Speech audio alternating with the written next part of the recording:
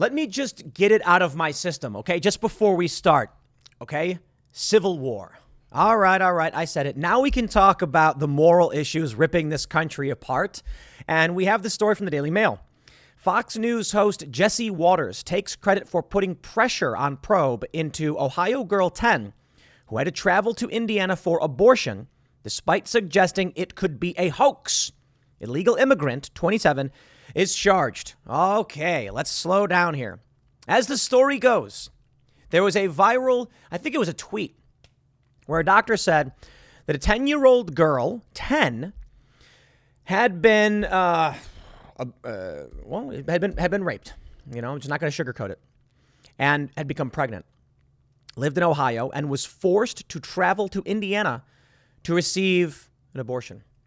The story went viral, but the story had no backing. The story had no sourcing. So, I mean, for me, I looked into it, saw nothing, and said, I don't know. I don't see anything there. I don't talk about it.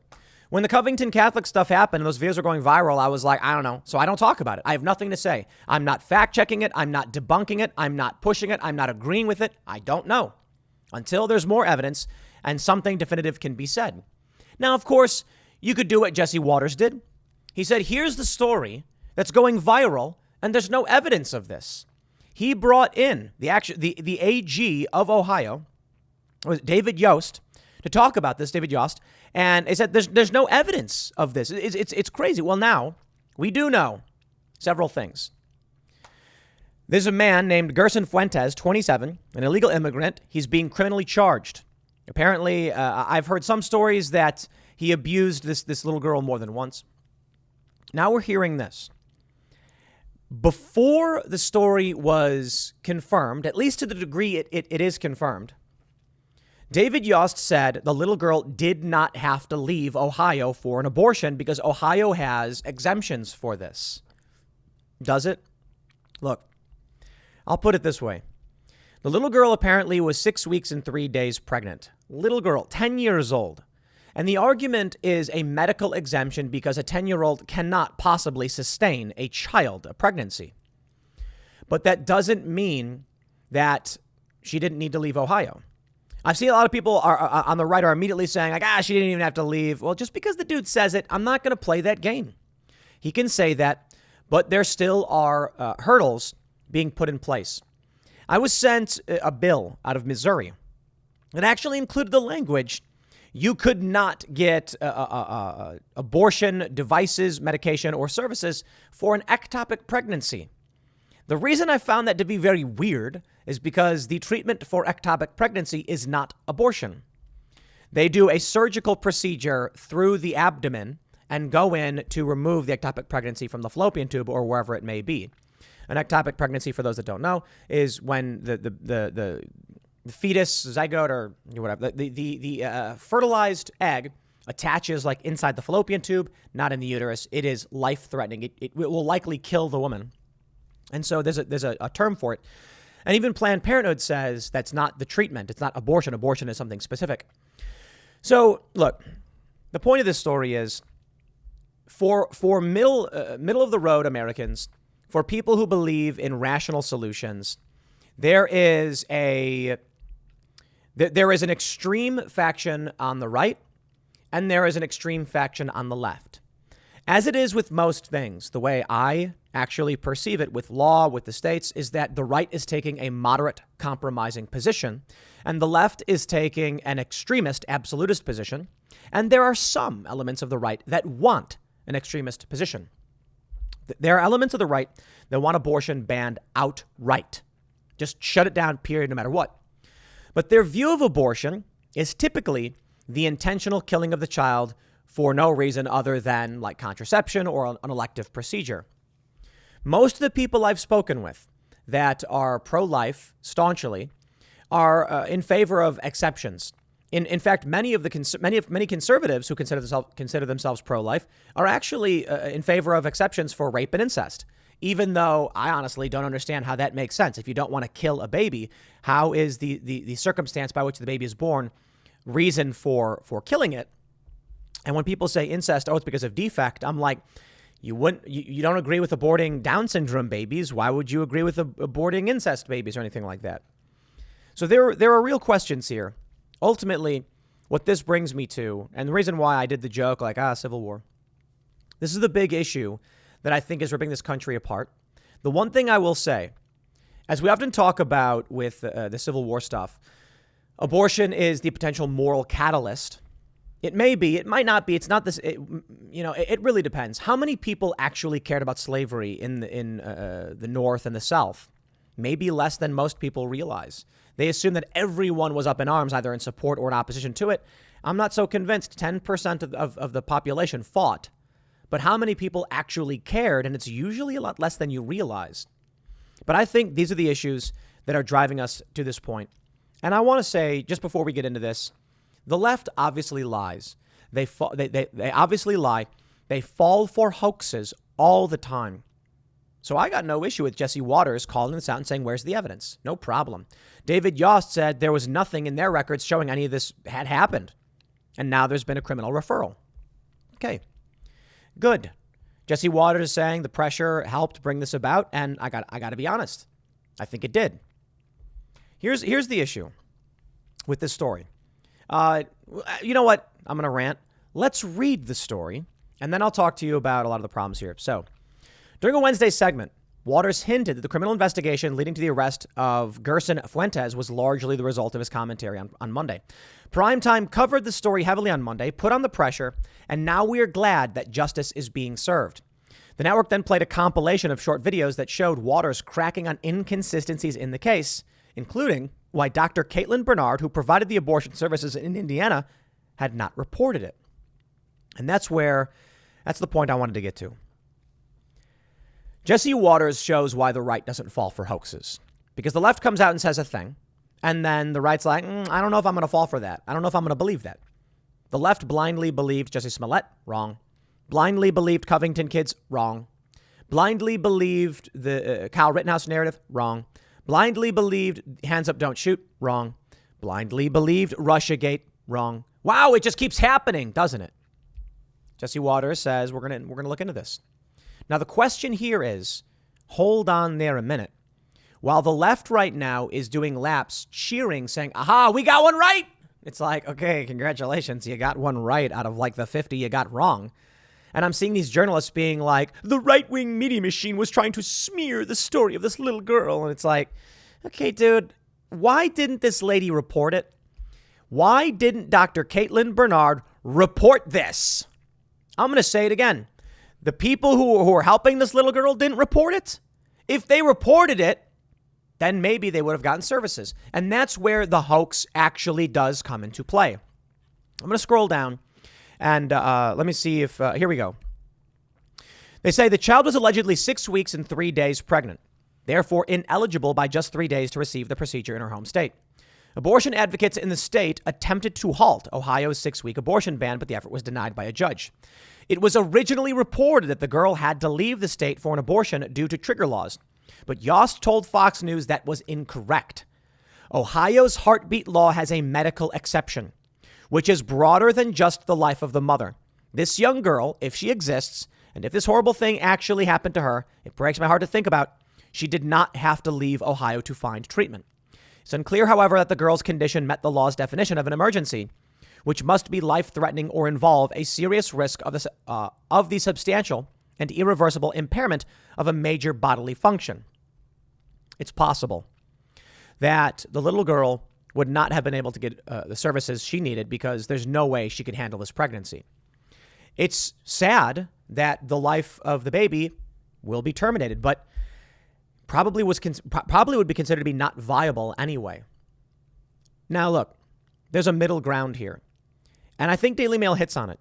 There's no guarantee she would have gotten the services, but hold on there a minute. Why didn't the left report the rape? Why didn't they go in Ohio to abortion services, Planned Parenthood? Why didn't they say, we want a medical exception for this and make it a pressing public policy issue that they would have won on? I think the issue is the reason it played out the way it did, the reason it was not reported, is that the left would have lost. I will say this. This one's not a clear-cut hoax in the sense that someone made up a fake story. It's a hoax in the manufacture of the story to a certain degree. It is possible. The little girl would have went to the hospital and they would have said, no, you're carrying this baby. We won't do it. And the government would have said no. But I really, really doubt it. You think anyone in politics in Ohio is going to accept a 10-year-old rape victim being forced to carry a baby? That is just so far beyond reproach. You can already see when the story was presumed to be false, David Yost says, well, you don't have to leave. We would take care of this. If the left reported the crime, if the left went to Planned Parenthood and said, we want the abortion, it would have happened. And there'd be no story. There'd be no PR campaign. And the right would have said, see, the system works. Imagine what would happen if a little girl went to a clinic and they denied her. And then the left went, look at what's happening. That would have been a powerful, powerful smack in the face of what was happening with these bills, with these heartbeat bills. There's a reason why they didn't try, because the greater possibility was medical exemption. There's no rape kit. There were no criminal charges, not until now. Why didn't anyone, knowing this girl, report this? This is why I say, ladies and gentlemen, I do believe it is a hoax. Now, as to my previous statements, I want to make sure I clarify. I don't like the vague natures of this. There is a possibility that a little girl, a family might say, we go to the hospital and we seek an abortion and they don't give it to you. Well, that's it. It's over. You're done. You will carry it and they will not let you leave. And then what do? That's possible. And that's the kind of thing we need to be careful about. But I will say the opportunity for the left here was the PR move, which says to me, I think it's a hoax. I think it is a hoax in the sense, and I love the left is going to freak out and say, it really happened. I know it really happened. I mean, we've got it here. We've got the guy being criminally charged. Lock him up, throw away the key, boot him out of the country, whatever. Illegal immigrant who did this poor child. But I think the left is manufacturing and manipulating the circumstances to create a political story because they probably would have gotten the services under the medical exemption. And if they didn't, it would have resulted in the AG coming out and saying this is wrong and we're going to make sure she gets the medical services she needs and all of that stuff. This is the game the left plays. When these witnesses the other day refused to reject or denounce infanticide, they say, I refuse the question, but abortion is healthcare. Abortion is healthcare. The CDC defines abortion as the termination of a pregnancy that does not result in a live birth, which is, it may be circumstances where the child is non-viable but alive and they terminate the pregnancy and there's no live birth. There's also arguments that there could be a baby who could not survive on its own, like not having a heart or something. And so they terminate things like that. All of these typically fall into medical exemption categories. And this is why I find myself to be traditionally pro-choice. There are circumstances where people fear that the baby may be alive, but let's just say largely non-viable. Like, let's say the baby has severe defect, a malformed heart, it can't survive on its own. And there are circumstances where abortion doctors are like, we can't do anything about this under the current law because no one's life is being threatened. Now, the challenge, I suppose, is there's no middle ground. There may be a child with a minor defect, maybe could survive. And the doctor will say, I don't know, though. Let's terminate, ending the life of the child.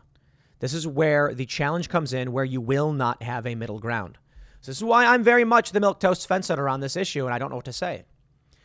There are many stories I've heard where doctors have told women, your child cannot survive. I'm sorry. You need to terminate. And the women say, I'm going to try. I refuse. And the child survives and lives a long, healthy life. I have several friends who have stories like that. A handful. I'm not saying it's like every woman I know. No, like a couple people I know. Women were told that the child wasn't going to make it, that there was a defect and they were concerned, a hole in the heart or something like that. Child's healthy and normal, healthy and alive. Then there are circumstances where the inverse happens, where the child may be healthy and fine, but the doctor makes a mistake and says terminate. And the woman, terrified and sad, says, okay, there's no middle ground here. So I think what we see with these laws is an attempt to find that middle ground, is an attempt to be like, we need some medical exemptions. But you look at some of these states and they're like, none. No exceptions. I think for the most part, every single state does have an exception, though. I think Oklahoma is the most restrictive, but they actually have like a medical emergencies thing. And the left talks about ectopic pregnancies and how, women are going to die now. And it's like ectopic pregnancies are not considered viable pregnancies, so it's not considered an abortion. Abortion is typically viewed, or at the very least, let's just define the terms. If you're talking about terminating a pregnancy because the mother will lose her life or something like that, okay, fine. Yeah, everybody's like, okay, well, we got to do something about this. Abortion to the pro-life crowd is when the baby is viable and you end its life. And this brings me to the Democrats' bill and the challenge we face in the moral conundrum. The Democrats wanted to legalize abortion up to the point of birth if it would affect the health of the mother. But why terminate the baby if it's viable? That's the problem. They said if post-viability, the mother's life is threatened, you can perform an abortion. So looking at the CDC's definition, that would mean a viable baby can survive on its own in the womb. The mother is told you will die if you carry this baby to term. So they say, we'll kill it. Why not just perform a C-section and remove the baby? Why legalize that? Well, this is where we're heading right now. Over 80 House Democrats signed letter urging Biden to declare public health emergency over abortion crisis. The general idea being proposed or bouncing around is that this would allow the federal government to send abortifacients medication. They're called virtual abortions. They will send pills to women under federal protections so that they can induce abortion on their own. That, to me, is getting into crazy territory. You take a look at the first Civil War, slavery. The North, it wasn't just about slavery. It really wasn't. People need to understand this. I was reading a lot about it. The view was, at least one historical account said, the Union felt that the South was victim of a conspiracy to seize power and suspend constitutional rights of its people. And the North needed to fight to restore those constitutional rights and remove these elites who had taken over. And many of them were abolitionists, and that constitutional rights extended to those who were slaves. You take a look at what's going on now. Imagine what it would have been like if during the Civil War, like pre-Civil War, Bleeding Kansas era, the federal government enforced slavery on the North and said, we are going to federally bring slaves in to work in the North, in fields and things like that, when the North was saying no. You had people like John Brown who walked up to slave owners and just blew their faces off. No questions. Who led a band to raid the Harper's Ferry Armory to lead a slave revolt that ultimately failed. A couple of reasons. One, the slaves wouldn't revolt. But also, they let a train leave Harper's Ferry, which sent word to Baltimore that the whatever you want to call it, insurrection, that the storming of the armory had happened. And then John Brown and his co-conspirators were captured, hailed as a hero in the North and a violent terrorist in the South. People like that. What would happen if the federal government was like, we're going to enforce this and protect it? Yeah, you're getting into this territory. There's something really interesting about Civil War narratives today. For one, everyone seems to think that it's happening. You know, the idea that it was the idea that it was far-fetched is long since gone. Some people still don't believe it. I think y'all are nuts. I think it won't look the way you think it's going to look. Therefore, you can't see it coming. Gradually and then suddenly. That's it. You know, with Bleeding Kansas, you had factions. You had people fighting, and it was also involving Missouri and things like this. This is when they wanted Kansas to be a slave state or a free state, and there was fighting over it. But I think what people don't realize is that the dominoes fall quick. We talked about this the other day with Kurt Schlichter. He said 1914, World War I, Franz Ferdinand. One by one person dies, and that is the tiny domino that leads to the big, massive slab falling over of a world war, or at least a war between great powers. Everyone starts lining up. That could happen here, and people don't realize it. So one of the things I talked about with Kurt the other day being abortion, let's say this. You've got these bills being proposed and actually passed about trafficking in abortion and people who would seek abortions, leaving a state. What happens if someone let's say a state outright bans abortion and bans people from receiving them? What happens then if a woman goes to another state and receives an abortion, killing a child? The state then says that is a homicide. And that homicide was carried out in our neighboring state. Let's say it's like, I don't know.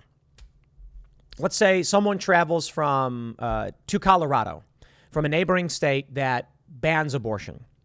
Colorado has unrestricted abortion. Let's say you have a state that says performing an abortion is a homicide. Louisiana tried to pass it. It failed. If someone is murdered, because that's how this one state views it, and then Colorado says it's an abortion, we don't care. Law enforcement from Colorado, from the neighboring state, demands that the person in Colorado be extradited. They say to the Colorado government, we want that person who murdered one of our citizens. Let's say the woman goes there, gets the abortion, comes back. And they say she was part of the murder, she's arrested. The doctor murdered the child, we want him arrested and sent.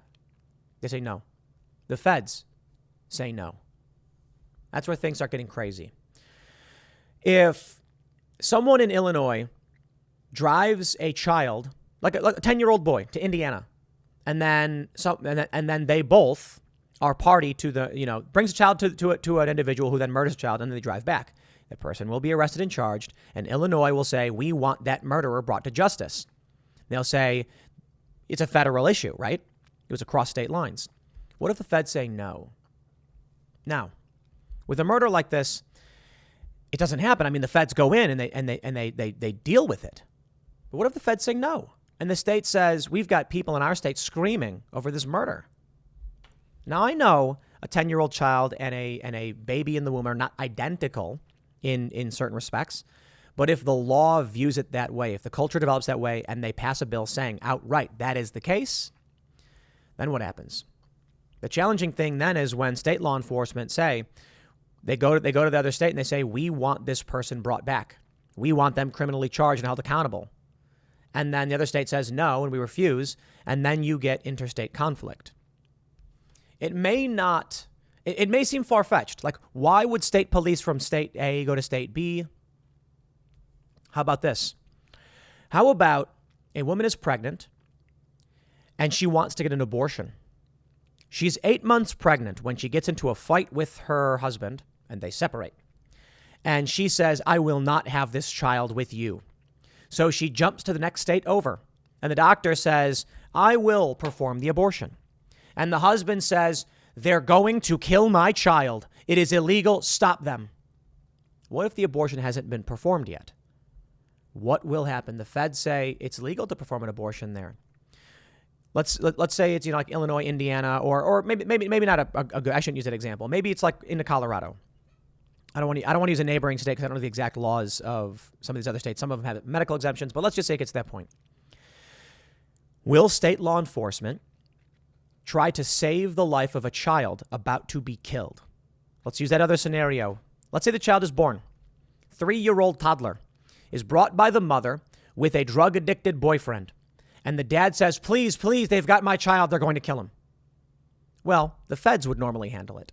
But what if the feds say, we won't get involved? Will the state then say, we will intervene to help? Colorado says, we're not going to help. They're allowed to do whatever they want to your child.